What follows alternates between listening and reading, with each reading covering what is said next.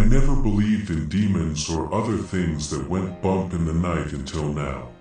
At first, I thought I was crazy. Before things escalated to understanding what was actually going on, it was just small things. My keys were in different rooms and I always put them in the same spot when I got home. My front door would constantly be unlocked shortly after I locked it. I'd hear what sounded like footsteps behind me and always felt like I was being watched or someone or something was behind me. I'd tell myself it was all in my head, that work was extra stressful lately and it was just rubbing off on me in odd ways. I wish that was the truth. After I realized more was going on and it wasn't my imagination, I convinced myself that there was a ghost. It didn't make any sense. I had the house built myself and I was the only one living there, so it was like someone was playing a prank on me. I wished more than anything that that was the truth. Sometimes knowing the truth of things isn't worth the pain. One night, it finally decided to reveal itself to me, and when that happened, I convinced myself that I really had lost my mind. The voice was calm and detached as it spoke to me. "You see me, don't you?" it said right outside my door. It wasn't a question. It was stated as a fact. My mind wouldn't accept what it was seeing and took a second to fully form in my mind's eye. It was a man. He looked like me, which freaked me out more. It was just an ordinary looking man, but then I looked at his eyes. They were strange. They were a deep abyss of black.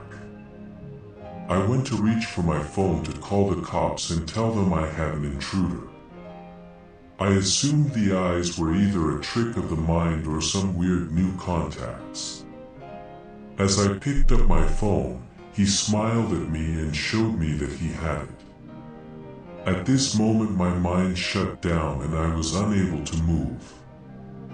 "Who are you? What are you doing here? Get the fuck out." I screamed, but it came out as a whisper. "Hello there, Isaac. I wanted to make sure you realize this is real and actually happening. We have much to do," it said flatly. And with that it was gone. After he disappeared, instead of walking out of the house, I knew I had lost my mind. I decided at that moment I would call my old psychiatrist tomorrow. I was at the age where schizophrenia shows up and my grandmother had it, as she would scream about demons being after her. What I know now is that she was, in fact, not crazy. They targeted her like they're doing to me now. At that moment, I didn't know what I know now. All I knew is that I couldn't sleep. I decided I'd call my girlfriend instead.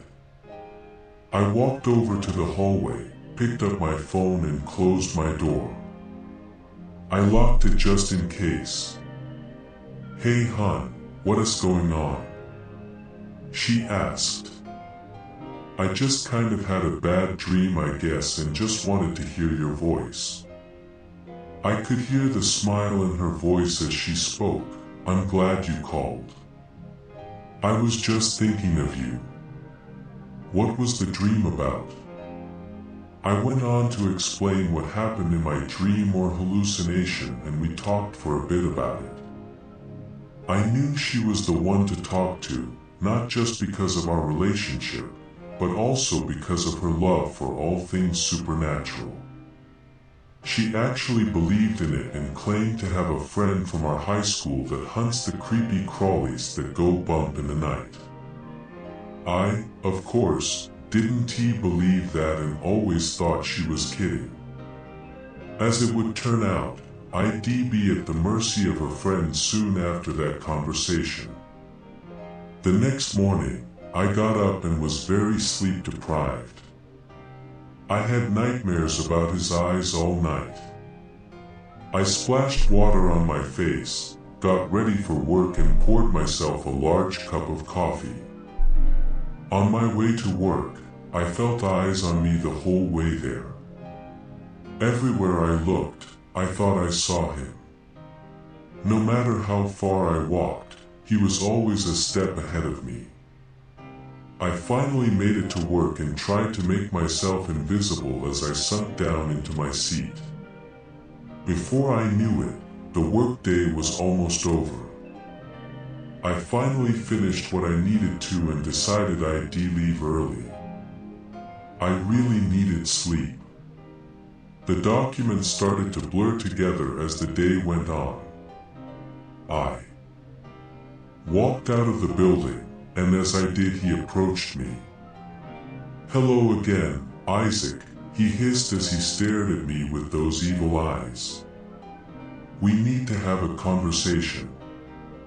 Before I could engage with what I thought was a hallucination, one of my coworkers approached me. "Hey Isaac. You forgot your folders you wanted to bring home," she said as she walked up. I didn't get a chance to answer before she turned to my nightmare and spoke to it. "Oh hello, are you a new employee?" She looked at him and confirmed my worst fears. It wasn't a hallucination. I wasn't dreaming. It was all real. He gave her a charismatic smile. "I work on the floor below you. Isaac is just a good friend of mine, right Isaac?" I couldn't speak. I was frozen in place. I just gave a nod, an excuse, and all but ran away. He caught up rather quickly. I narrowed my eyes on him. "I'm not giving you my soul, if that's what you think," I said sternly. He laughed a joyful laugh. "Despite what humanity thinks, we rarely collect souls before they go to our kingdom. The usurper does not like that as much as the old king did." I had no idea what he was talking about. "Usurper? What the fuck? No, I'm not here to take your soul. I'm here to finish what I started with your lovely little grandmother before she blocked me out and then had the audacity to go off and die like she did." That wasn't the answer I was expecting. I was sure my grandmother was just sick and seeing things. "Why me?" I whispered. "Come with me and all will be explained." We walked for a bit before landing at the park near my apartment. It was surprisingly empty and part of me wondered if that was his doing. I was still absolutely terrified, but I tried my hardest not to show it. He turned to me with a smile and gestured for me to sit down. I obliged against my better judgment. "Isaac, you need to understand something. This is not something you can avoid. Your grandmother made a deal with me decades back and never followed through. Part of the deal was that I would never involve her children. She didn't think to say not to involve grandchildren as you weren't even born yet. I keep to my word when I can, but I always see the flaws in deals being made. I couldn't believe it. When my grandmother was on her medication, she was so normal and sweet and always went out of her way to protect me. Now I think I understand why she felt so close yet so distant at times. Giving me weird looks and asking strange questions, like if I've seen anything strange or if anyone has approached me. I wrote it off as her being paranoid or trying to see if I have signs and symptoms of her illness as well. I also now realize she most likely never took her medication and just didn't talk about the things she saw when she was supposedly on a regimen of medication and therapy. I still felt like I was crazy and most likely hallucinated the coworker, but as the folder sat beside me, I knew that wasn't the case. What exactly am I supposed to do for you, and why do you think I would? I asked. He folded his arms and tilted his head, as if he was pondering what I said. Because you're the only one that can, as you're an only child and have no cousins. And if you don't help, well, things will be much worse for you. I'll destroy everything you hold dear. Starting with your lovely little girlfriend.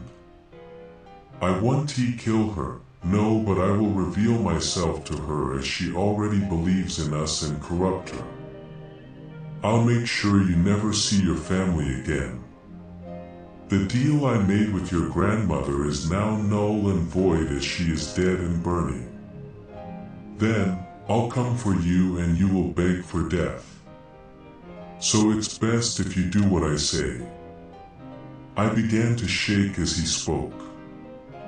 I didn't know what to do. I didn't want to involve myself with this thing and damn myself to hell, but I couldn't put the people I love in harm's way. What do you want me to do? He smiled. Yo.